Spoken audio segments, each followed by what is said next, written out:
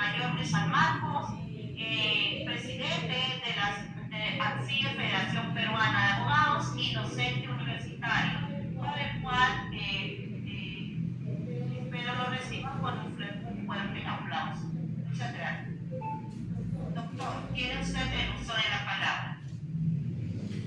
Muy bien, en primer lugar, buenas noches a todos. Agradecerles por su participación en este importante evento para nosotros y señalarles de que esta actividad es el inicio de nuestro conjunto de actividades que nosotros estamos programando para este año, y precisamente vamos a tratar uno de los temas importantes y que forma parte en todo caso de la problemática laboral que existe en el país, y en particular la problemática que tienen los trabajadores administrativos de servicios, regulado por el decreto legislativo 1057. Y precisamente vamos a hablar sobre el proyecto de reglamento, ¿no?, que ha sido publicado por una resolución ministerial a finales de diciembre del año 2024, donde supone de que va a establecerse los criterios específicos respecto a cómo se va a regular la contratación administrativa de servicios a partir de la ley 31131, ¿no?, que es una ley que modifica el decreto legislativo 1057.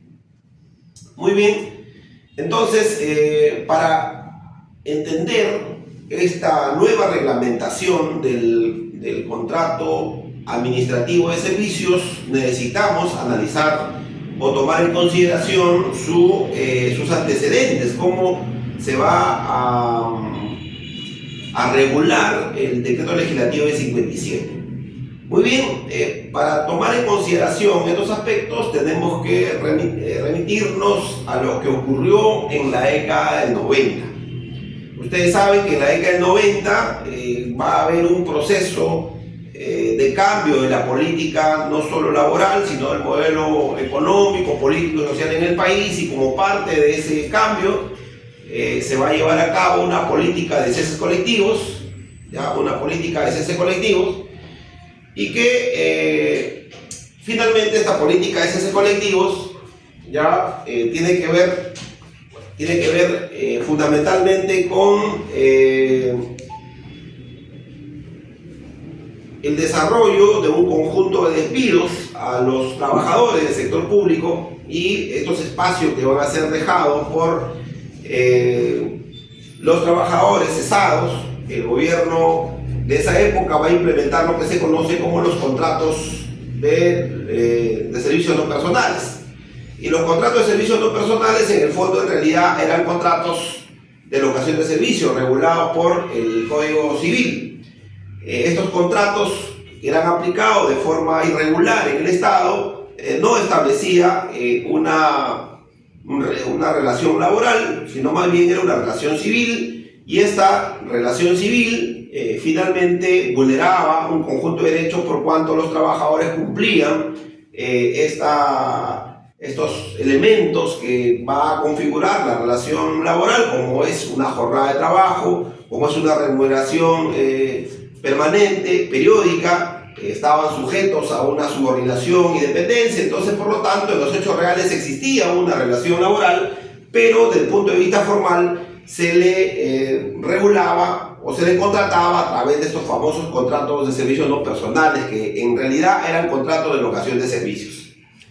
Estos contratos van a ser, en todo caso, modificados a través del contrato administrativo de servicio en el año 2008. Durante el gobierno aprista, el gobierno de Alan García, se va a emitir el famoso decreto legislativo 1057, en la cual va a crear un nuevo régimen laboral. Este nuevo régimen laboral se caracteriza por ser un régimen temporal, en la cual, si bien se va a reconocer la existencia de una relación de subordinación y dependencia, se va a reconocer la existencia de un vínculo laboral, sin embargo, la característica fundamental de esta cualidad contractual es que los contratos o la relación laboral son de naturaleza temporal. Y al ser de naturaleza temporal, el vínculo laboral solo existía en tanto y en cuanto los contratos administrativos de servicios estaban debidamente, en todo caso, vigentes. Desde el momento de que culminaba su vigencia, también se ponía fin a la relación laboral. Entonces, por lo tanto, la característica fundamental de los contratos administrativos de servicios eran contratos temporales, ¿no? Contratos sujetos a un plazo determinado y por lo general se renovaban de forma anual, en algunos casos en forma bimestral, en otros casos incluso se llegaron a renovar de forma mensual, ¿no? De forma mensual. Entonces esta situación va a generar pues una situación sumamente de inestabilidad, de zozobra, de miedo permanente a los trabajadores porque no sabían si al mes siguiente le iban a renovar y dependía fundamentalmente de la voluntad del jefe inmediato superior, ¿no? Entonces obviamente existía pues una situación de precariedad laboral, por decirlo de alguna manera, ¿no? Entonces estábamos frente a un régimen laboral, si bien tiene las características del régimen laboral, sin embargo es de naturaleza temporal y por lo tanto precaria, ¿no? Precaria porque las condiciones laborales en las cuales se encontraban los trabajadores que se estaban sujetos a este régimen laboral estaban obviamente en zozobra permanente, como les había señalado. Frente a este decreto legislativo 1057 que se va a promulgar en el marco del acuerdo comercial entre Perú y Estados Unidos, recordemos, el Congreso de la República le va a otorgar facultades legislativas al Ejecutivo para que legisle. Sin embargo, nunca se le reconoció la facultad de regular sobre aspectos que estén vinculados a las relaciones laborales en la administración pública.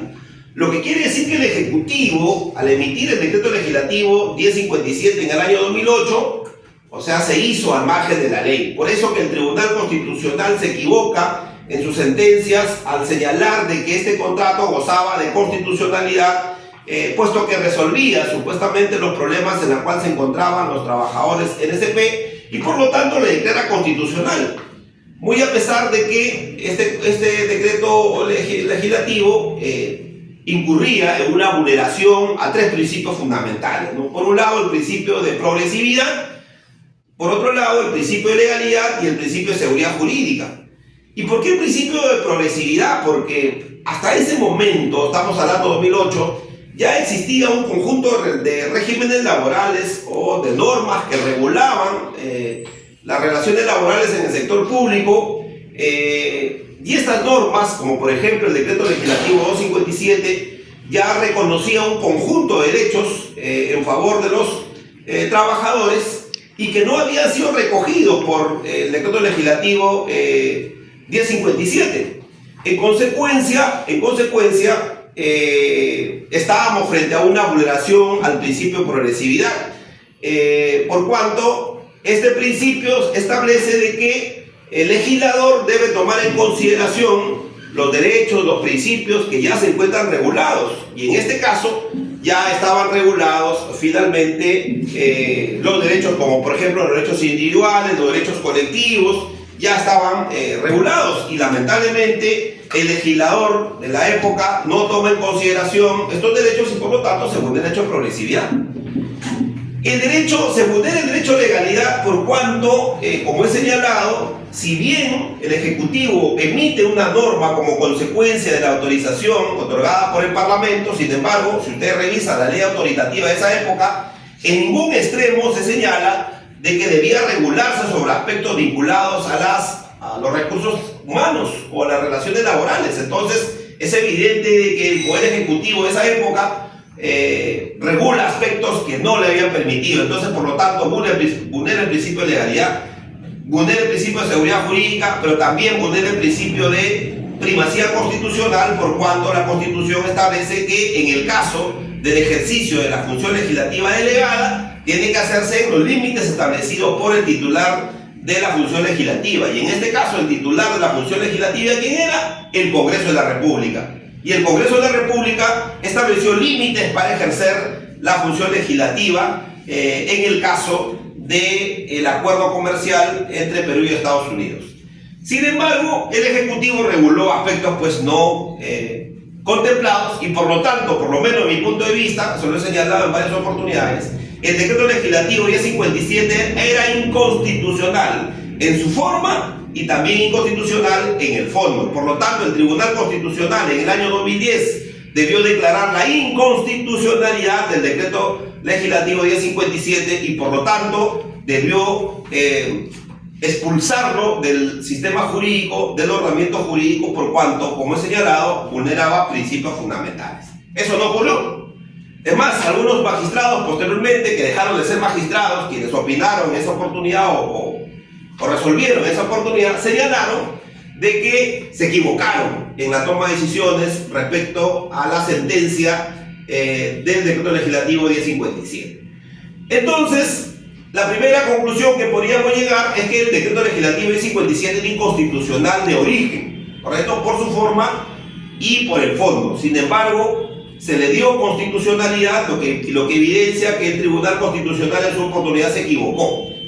Muy bien, frente a esta situación ilegal que predominaba, frente a la situación de precariedad que predominaba o se encontraban los trabajadores, se intenta, a través de iniciativas legislativas, anularlo, ¿no? Anularlo. Y se implementa un conjunto de iniciativas legislativas y se reconoce un conjunto de derechos, como por ejemplo los derechos de negociación colectiva, los derechos de sindicación, los derechos de huelga, entre otros derechos. Ahora, pero esta incorporación de estos derechos como consecuencia del mandato del Congreso no resolvió el problema de fondo. ¿Cuál era el problema de fondo? La continuidad de la relación laboral. O sea, seguía siendo el caso un contrato laboral de naturaleza temporal y por lo tanto el tema de la precariedad laboral no se superaba, porque uno de los principios fundamentales que regula el derecho laboral, ¿cuál es? La continuidad en el trabajo. Y la continuidad en el trabajo no es otra cosa que la estabilidad laboral. En este caso hay dos tipos de estabilidad: la estabilidad laboral absoluta, que tiene que ver con el contrato a plazo indeterminado, y la estabilidad laboral relativa, que tiene que ver con los contratos a plazo determinado. ¿Qué es lo que predominaba en el contrato administrativo de servicios? Predominaba la estabilidad laboral relativa, ¿correcto? Relativa, más no la estabilidad laboral absoluta. Entonces, al no establecerse la continuidad en la relación laboral, obviamente este contrato seguía siendo un contrato precario, ¿no? Precario porque ponía en riesgo o ponía en situaciones o en condiciones laborales totalmente desfavorables para los trabajadores. Entonces, por más que se le incorporen otros derechos, si no resuelves el problema de fondo, que era la continuidad laboral, no estaba resolviendo la cuestión fundamental de este contrato. Y es precisamente en la ley 31131, que ha sido publicado el 9 de marzo del año 2021, la que de alguna manera corrige este problema, ¿no? Supera o busca superar este problema. Y digo busca superar este problema porque en realidad la esencia de la norma es que todos los trabajadores CAS pasaran al régimen 728 y pasaran al régimen 276. Recuerden que se interpuso una demanda de inconstitucionalidad contra la ley 31131 y donde el Tribunal Constitucional declara varios artículos de esta norma inconstitucional, porque supuestamente vulneraba el principio de la meritocracia, ¿no? Porque tenían que pasar estos trabajadores a través de un concurso público. Bueno, podemos decir que posiblemente el legislador en ese momento se equivoca al no incorporar este procedimiento. Sin embargo, eso no deja de tener razón en el sentido de que, además de pasar en todo caso los trabajadores CAS al régimen 276 o al régimen 728, se establece como criterio fundamental la continuidad laboral. Entonces, si bien muchos de estos artículos en todo caso se declaran inconstitucionales, sin embargo mantiene su vigencia el tercer párrafo del artículo 4 y la única disposición modificatoria de esta norma, lo que quiere decir que la ley 31131 sigue vigente, ¿correcto? Sigue vigente en esos extremos, así lo ha establecido el Tribunal Constitucional. Y al seguir vigente, obviamente, modifica en esencia lo establecido por el decreto legislativo 1057. Lo modifica. ¿Y por qué decimos que lo modifica? En su esencia, porque se incorpora el criterio de que la relación laboral debe ser de naturaleza permanente y continua. Es decir, que a partir de ese momento los trabajadores que están sujetos al contrato administrativo de servicios tienen el carácter de contratos indeterminados, ¿correcto? Indeterminados. Sin embargo, se establece una excepción. ¿Cuál es la excepción? Los contratos por necesidades transitorias y los contratos de suplencia. Entonces aparece una figura que de alguna manera es la excepcionalidad al principio y sobre esa base tiene que regularse o establecerse en todo caso la reglamentación futura, ¿no? La reglamentación futura. Muy bien. Entonces, ¿qué es lo que debe reglamentar? ¿Qué es lo que debe reglamentarse? ¿El decreto legislativo 1057 o la ley 31131? Por lo menos desde mi punto de vista, lo que debe reglamentarse es precisamente esta ley, o sea, la ley 31131, y no el decreto legislativo 1057 como se pretende establecer, porque esta ley lo que va a modificar es, en esencia, el decreto legislativo 1057. Claro, bueno, el decreto legislativo 57 establece el contrato CAS, pero un contrato a plazo determinado. Entre tanto que la ley 31131 establece el contrato CAS a plazo indeterminado. Entonces, ¿qué es lo que se va a regular? Lo que se va a regular es precisamente, o ¿qué se va a reglamentar? Es precisamente esta característica de la norma, es decir, el carácter indeterminado. Y ahí entonces haríamos las primeras observaciones en cuanto a la forma. O sea, en cuanto a la forma, el proyecto de reglamento del contrato administrativo de servicios me parece que incurre en un error, porque lo que el proyecto señala es que se va a reglamentar el decreto legislativo 57. Por lo menos de mi punto de vista, es lo que no, eso no se va a reglamentar, porque ya está reglamentado. ¿Qué es lo que se va a reglamentar? La ley 31131, correcto, en el extremo de la naturaleza permanente del contrato. En consecuencia, ahí tenemos un problema de forma. Correcto, tenemos otro problema en el sentido siguiente, de que el reglamento, ojo, hay que hacer unas precisiones.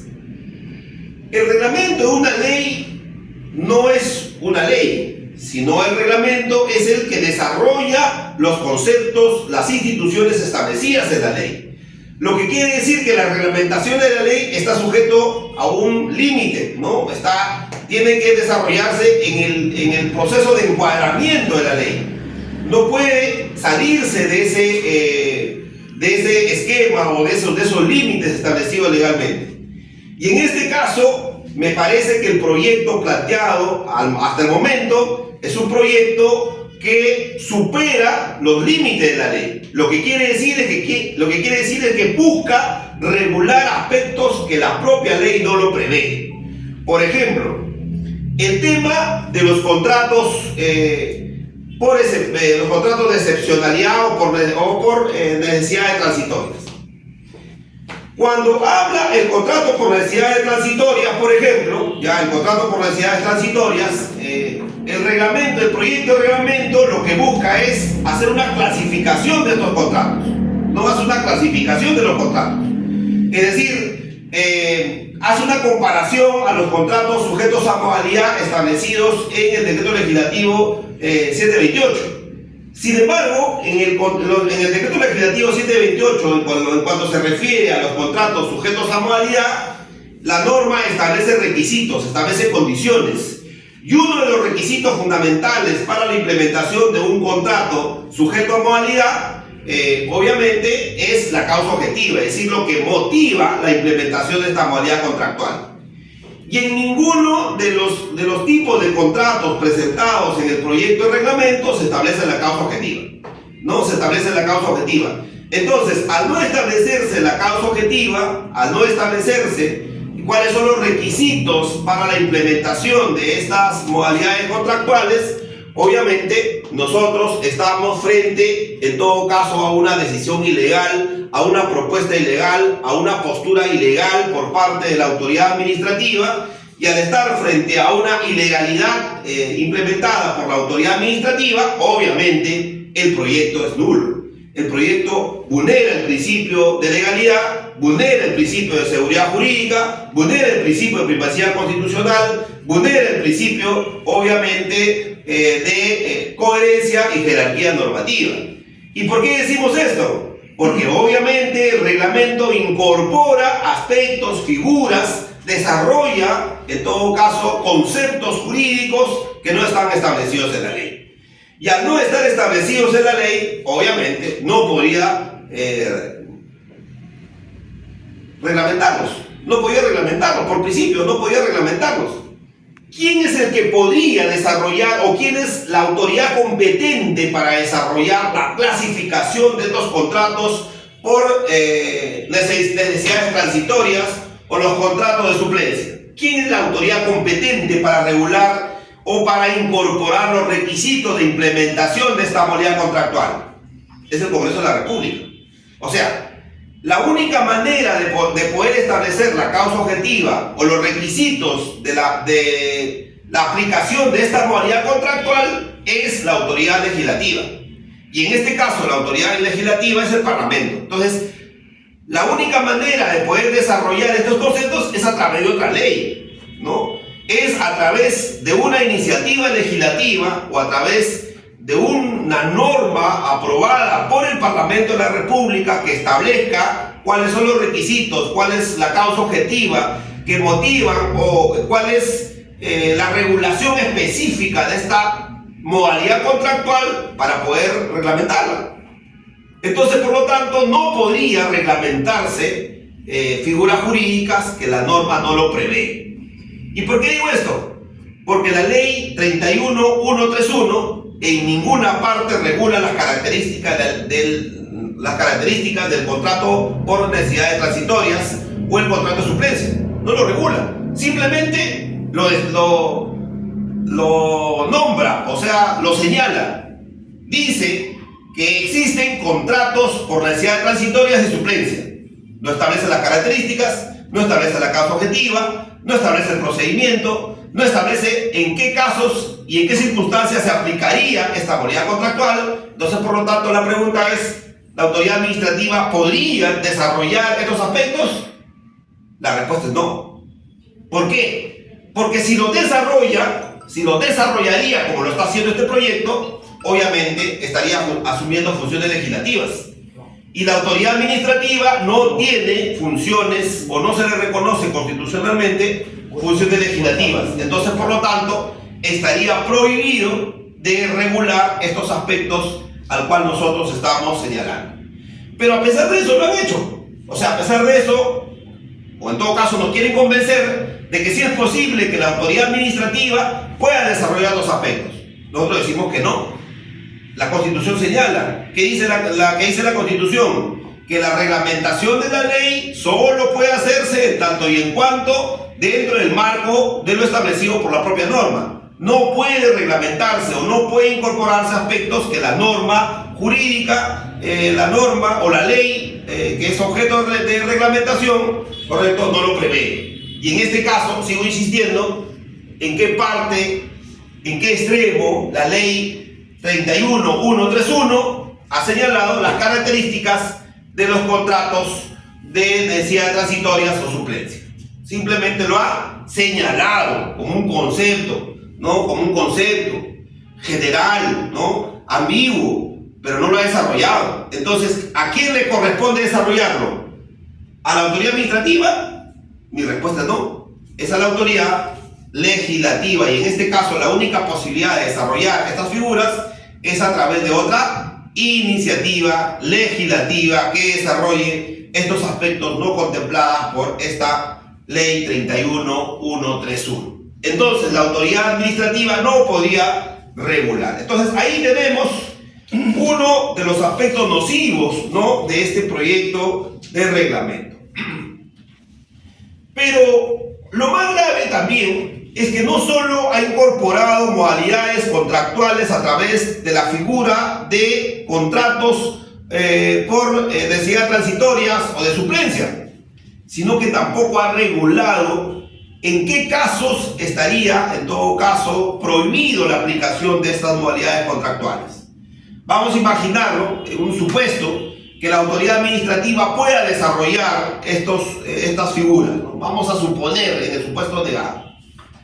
Entonces, nosotros decimos, si la autoridad administrativa tendría, en el supuesto que tendría la competencia o la capacidad de regular estos aspectos, diríamos, pero si nosotros revisamos el proyecto, no encontramos en qué momento o en qué circunstancias puede incurrirse en actos de ilegalidad. O sea, de otra manera, hago la pregunta de otra manera.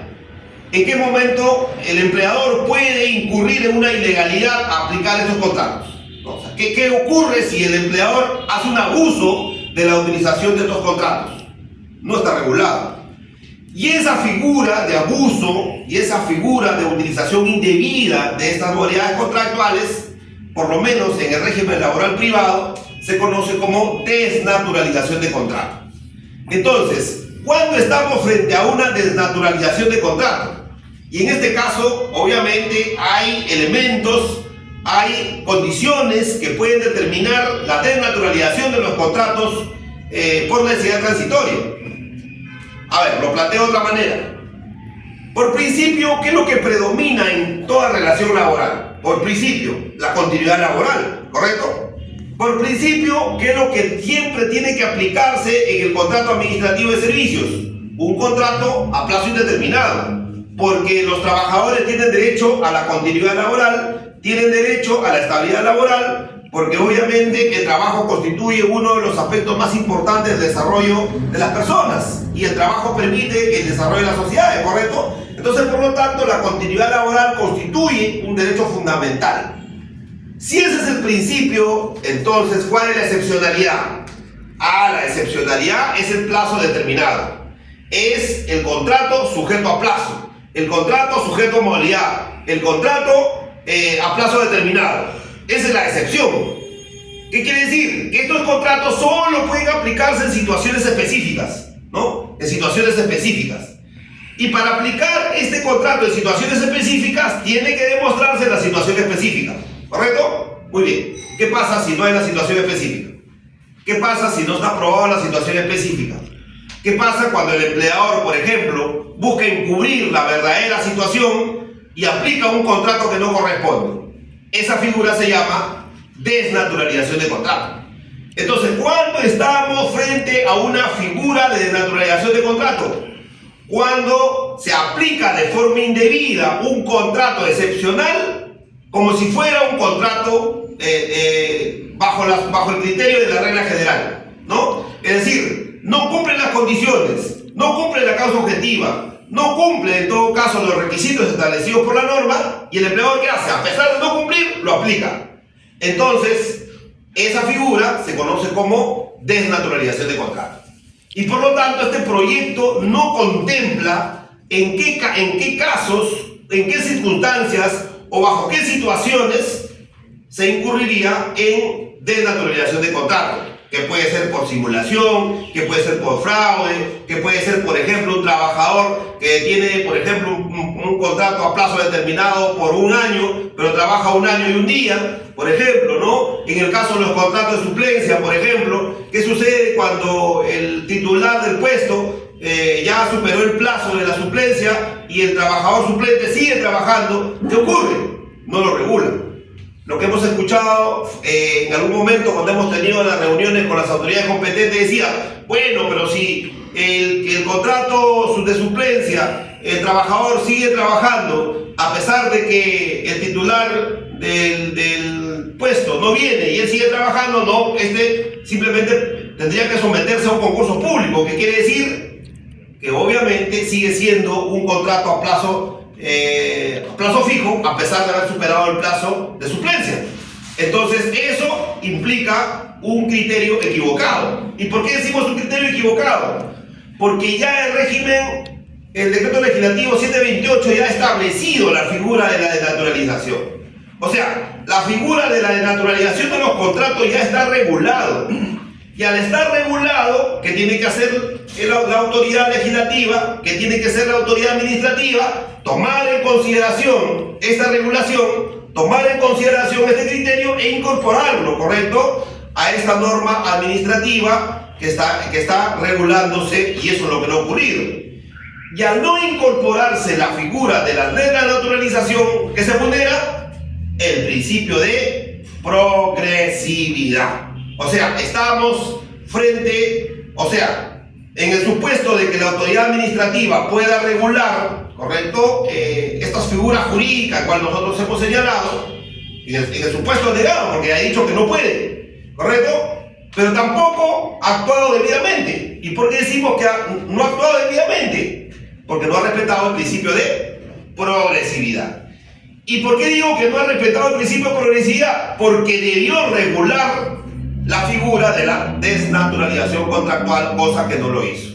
Entonces, por lo tanto, por un lado, incurre en ilegalidad, y también por el otro. ¿Por qué? Porque por un lado, regula figuras que no está permitido, pero por otro lado, a pesar de regularlas, no toma en cuenta lo que ya está establecido en nuestro ordenamiento jurídico, ¿no? Nuestro ordenamiento jurídico. Muy bien, entonces ahí tenemos los aspectos más importantes de este proceso, de este proyecto de reglamento, pero además también existen otras situaciones, ¿no? Otras situaciones. Por ejemplo, no se define con claridad a qué llamamos, ¿no?, necesidades transitorias. Este proyecto pretende señalar que las necesidades transitorias son situaciones excepcionales, ¿no? Son situaciones excepcionales. Muy bien, ¿cuándo estamos frente a una situación excepcional? Bueno, una situación excepcional es por caso fortuito o de fuerza mayor. Caso fortuito, ¿qué significa? Que no depende de la capacidad humana, y fuerza mayor cuando depende de la capacidad humana. Es decir, se decía, bueno, cuando la autoridad superior administrativa decide, por ejemplo, desactivar una institución, bueno, ya desactiva una institución, estamos frente a un criterio de fuerza mayor. Perfecto. En ese caso, ¿qué ocurriría? Bueno, en este caso dice que los trabajadores que estarían como parte de esta institución simplemente serían cesados. Pero, ¿qué dice el decreto legislativo 276? El decreto legislativo 276, que en esos casos, cuando estamos frente a una desactivación, lo que hace es trasladarle, o en todo caso, transitar a estos trabajadores a otra institución con las mismas características, con las mismas funciones y el mismo nivel. Entonces, si eso dice el decreto legislativo 276, principio de progresividad. ¿Qué dice el principio de progresividad? Cuando un derecho no está regulado, ya sea en otra ley, o ya sea por el mandato jurisdiccional, o ya sea por los convenios o tratados internacionales, ¿qué tiene que hacer el legislador? Incorporarlos. Entonces, ¿qué debió hacer en este caso? En este caso, la autoridad administrativa, tomar en consideración ese criterio. ¿Lo tomó en consideración? No. Entonces, por lo tanto, sigo insistiendo que se vulnera el principio de progresividad. Pero además, el criterio de suplencia tampoco ha tomado en consideración lo señalado por el decreto legislativo 728. El decreto legislativo 728 señala de que en el caso de la suplencia, si un trabajador suplente supera el plazo de suplencia, basta por un día, o sea, si trabaja un día adicional al periodo establecido, ya alcanza su derecho a la continuidad laboral. O sea, se convierte en un trabajador permanente. Pero en este caso, eso es lo que nos dice el reglamento. El reglamento dice de que así supere el plazo, en todo caso, del periodo de suplencia, este trabajador seguiría siendo un trabajador sujeto a plazo determinado. Entonces, ¿qué significa? Este criterio significa además una vulneración al principio de progresividad. Entonces, para concluir y estar sometidos a las preguntas que corresponden, por un lado, por lo menos en nuestro punto de vista, consideramos que el proyecto de reglamento propuesto por Servir, en este caso, vulnera el principio de legalidad, el principio de seguridad jurídica, el principio de primacía constitucional. ¿Y por qué lo vulnera? Porque desarrolla figuras, aspectos que la ley no lo prevé. La ley 31131, que es la norma que está reglamentándose, en ningún extremo establece las características o las precisiones legislativas respecto a los contratos temporales, ¿no? A la clasificación de los contratos temporales. Por lo tanto, no podría desarrollarse, no podría reglamentarse o no podría implementarse un proceso de desarrollo a través de una reglamentación de la ley, a través de un reglamento. ¿Por qué? Porque el reglamento es una norma administrativa, y si nosotros lo ponemos en la pirámide legislativa o en la pirámide de jerarquía normativa, vamos a encontrar que el reglamento de la ley se encuentra en la base de la pirámide normativa. ¿Quién está arriba? La Constitución. ¿Quién sigue? La ley. ¿Y quién sigue? Las normas administrativas. Y en este caso, la reglamentación que están proponiendo es una norma administrativa. Y esta norma administrativa no puede modificar, no puede desarrollar aspectos que la ley y la Constitución no han regulado. Y en este caso, la ley que está sujeto a reglamentación no es el decreto legislativo 1057, sino la ley 31131. Y la ley 31131 en ningún extremo prevé la clasificación de los contratos sujetos a necesidades transitorias o de suplencia. En consecuencia, al desarrollar esta clasificación de contratos, por lo menos en mi punto de vista, es inconstitucional, es ilegal y vulnera el principio de la seguridad jurídica. 1. 2. Pero muy a pesar de que puede la autoridad administrativa, ¿correcto?, regular, ya lo hemos dicho que no puede, pero imaginemos que sí puede, sigue vulnerando los principios fundamentales. ¿Y por qué digo que sigue vulnerando? Porque no toma en cuenta el principio de progresividad. ¿Qué dice el principio de progresividad? Dice que los derechos que ya están regulados, los beneficios que ya están reconocidos por otra ley, por el mandato jurisprudencial, por los convenios y tratados internacionales que tiene que hacer la autoridad administrativa o la autoridad legislativa, tomarlos en cuenta, ¿correcto?, al momento de legislar, al momento de normar, al momento de emitir, en todo caso, una norma, ya sea legislativa o de naturaleza administrativa. En este caso, hemos señalado en qué casos o en qué situaciones o qué figuras no habría tomado en cuenta la autoridad administrativa. En consecuencia, no tomar en cuenta estos aspectos que ya nuestro sistema jurídico lo ha reconocido, ¿correcto?, implica una vulneración al principio de progresividad. Y por último, obviamente que este reglamento es nocivo por donde lo veamos. Y digo nocivo por donde lo veamos, ¿por qué? Porque no solo, actúa contra lo que establece el ordenamiento jurídico, contra los principios generales del derecho, sino que además busca encubrir o busca en todo caso convertir al contrato administrativo de servicios a plazo indeterminado en una figura excepcional y convertir más bien los contratos sujetos a plazo fijo o los contratos sujetos a modalidad, por decirlo de alguna manera, como el principio. O sea, lo que va a predominar según este reglamento, ¿no?, son los contratos a plazo determinado. ¿Y qué es la excepcionalidad? Los contratos a plazo indeterminado. O sea, regresamos al año 2008, ¿correcto? Pero ya no bajo la propuesta de una norma legislativa, sino bajo la figura de una norma de carácter una norma de carácter administrativa, que es lo peor. O sea, a través de una norma administrativa se pretende, en todo caso, establecer figuras que no están reguladas, pero además desnaturalizar un contrato. ¿Cuál es el contrato? El contrato administrativo de servicios a plazo indeterminado. Hoy día han creado el contrato COVID, mañana van a identificar otro tipo de contratos. Entonces, conclusión, lo que va a predominar son los contratos a plazo fijo. Y eso es totalmente ilegal.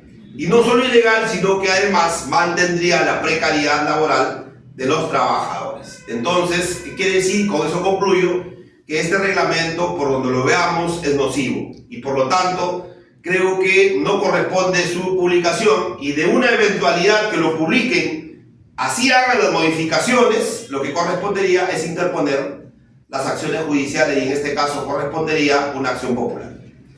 ¿Correcto? Bueno, por mi parte, muchas gracias por su participación y estoy sometido a las preguntas y a los comentarios que sean necesarios. Muchas gracias.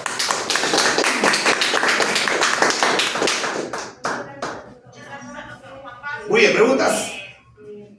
Bueno, primero agradecer a esta ha sido una conferencia de todo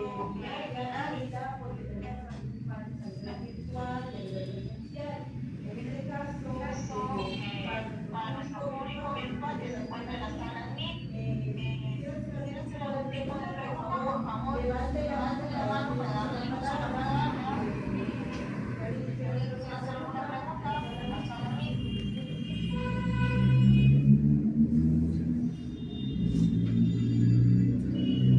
¿Hay preguntas acá? Ya, uno, dos. Primero vamos a resolver acá, ¿ya? A ver, escucho por favor.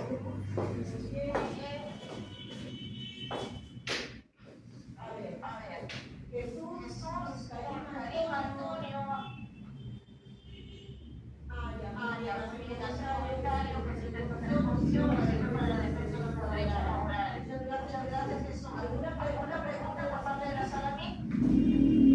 Paso a la sala presencial.